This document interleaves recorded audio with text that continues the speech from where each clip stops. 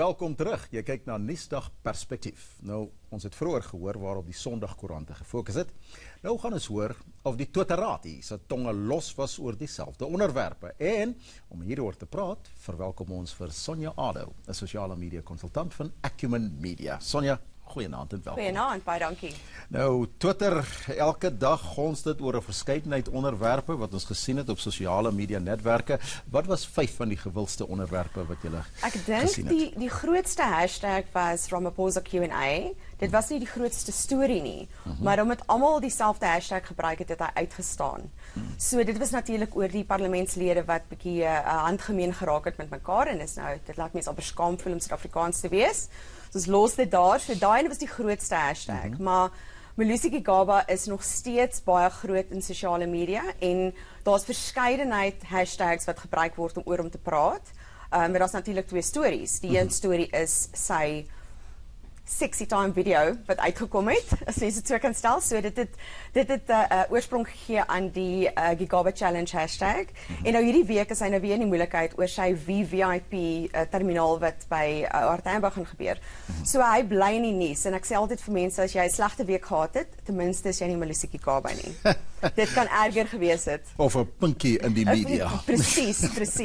En van die ander hashtags is ook natuurlik ons oud-president Jacob Zuma en die storie op social media is oor die feit dat hy sy regskoste moet terugbetaal. So sosiale media het baie daaroor gepraat en natuurlik Pravin Gordhan wat julle net oor gesels het.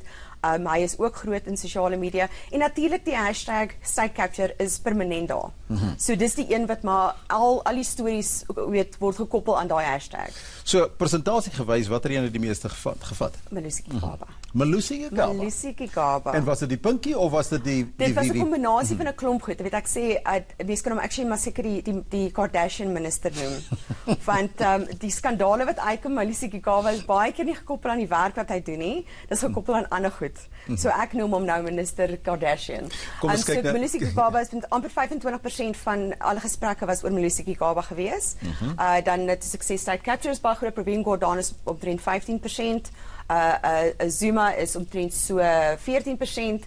En dan Ramaphosa Q&A wat die grootste hashtag was, het net 10% van alle gesprekke omslag. Ek sien daar's Malema en die DA ook, baie klein persentasie, maar waaroor gaan dit? Baie klein persentasie. Eerlikwaar, ek het nie dit gekyk nie, ek het net top 5 gekyk, so ek is baie jammer, ek weet nie genoeg van daai. Maar die VBS Bankhuis sien ek is ook daar. VBS Bankhuis is nog steeds daar, want die storie dra natuurlik nog steeds in die hoofstroom media. Kom ons kyk na internasionale media, watter hashtags het daar nuus gemaak? Internasionaal was dit alles omtrent net oor die Amerikaners wat na die stembusie toe gegaan het en hulle kruisie gemaak het en gewys het dat die mense is nie meer so lief vir president Trump as wat hy dink hulle is nie. So hy het na die tyd gesê dat hy baie gelukkig was met die uitslae, maar die Democratic Party kan jy sien het grond gewen as gevolg van mense wat nou baie meer mense het gestem. So op sosiale media het mense mekaar aangespoor om te stem, hulle het gewys toe hulle gaan stem het. So dit was absoluut 'n dominante storie op sosiale media van Amerika se kant af. Is dit net die een storie oor Donald Trump en die Amerikaanse? Dis net dit, ja. Nou, kom ons, daar's altyd 'n paar vreemde stories of hashtags wat ook baie gewild is vir Suid-Afrikaners, want Suid-Afrikaners soos ons hulle is baie bekend vir hulle humorsin. Alles het self oor ernstige stories ook. Ek verstaan daar is 'n verskeidenheid van prentjies, beter bekend as emojis, wat mense nou gebruik om oor daai eksplisiete video van Malusi Gigaba spesifiek te praat. Ja, so as jy kyk na die emojis wat gebruik is, een spesifiek een wat my baie laat lag en dit is die prentjie van 'n eiervrug wat daarop is en ons almal weet daai prentjie verwys nie na groente nie, dit verwys na iets anders. Maar meeste van die prentjies kan jy sien mense lag, mense dink is baie snaaks, hulle kan nie genoeg daarvan kry nie, so ek sê die Gigaba Challenge het baie lank aangegaan en mense het hulle self gaatheid geniet. Maar as mens kyk na die gesprek op sosiale media, ek is altyd so verbaas hoe pittig en snaaks mense kan wees en hoe vinnig hulle kan reageer. En soos jy sê, baie keer met humorsin, iets wat ernstig is, wat hanteer hulle met humorsin, wat dit beter maak. En almal het 'n opinie wat vir my ook baie goed is. Ja.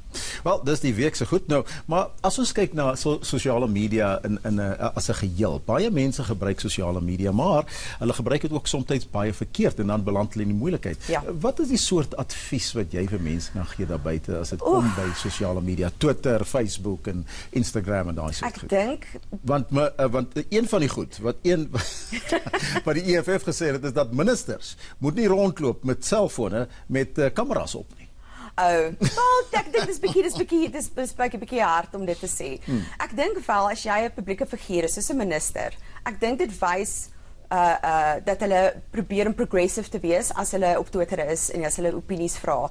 Maar ek dink wel brands en maatskappye en mense kan baie skade doen aan hulle self as hulle nie mooi lees nie of as hulle nie 'n bietjie dink daaroor nie. So as jy iets wil tweet en jy's 'n prominente figuur, dink daaroor voordat jy dit doen en moet dit nie uit 'n oogpunt van kwaadheid of angstigheid doen nie. Jy weet, wees kalm voor jy dit doen, want ek dink dis waar dit baie kere en op die internet leef vir ewig. Wat jy op die internet doen, kan terugkom en kan aan jou byt.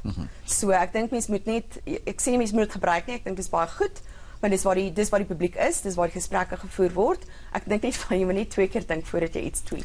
Iemand het gesê dat as jy dit nie op 'n billboard gaan sit nie, moet dit nie op sosiale media sit. Dit is baie goeie advies. Daar sê Sonja, baie dankie dat jy ingekom het. Baie dankie. Dit was Sonja Arlo van Acumen Media.